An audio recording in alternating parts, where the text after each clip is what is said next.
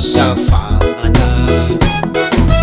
saingy manome solofo anidina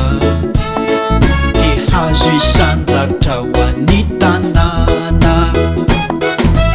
fararatsy fototrany azo de malazo sy mora lavo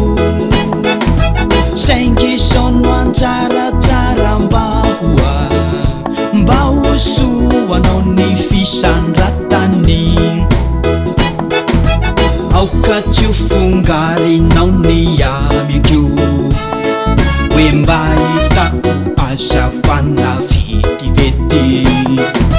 ndrao ny fasimbako hampianjera azy ka ho foana teo lay hazo tsara lovanao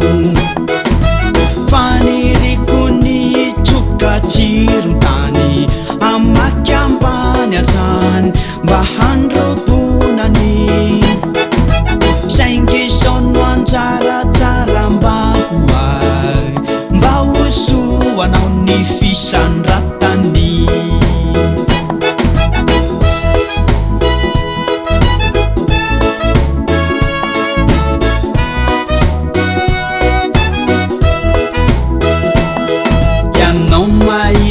serasera horakoina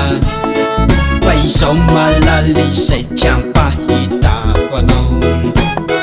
ka raisony anatro fiarovandangonao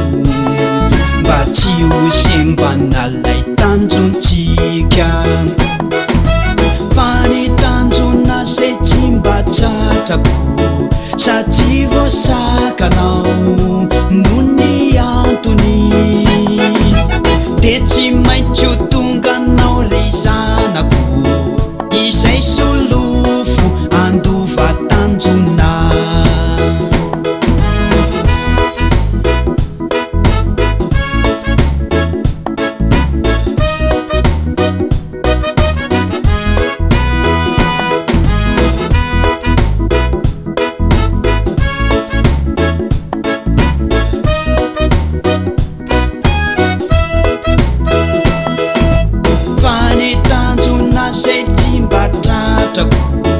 satria voasakanao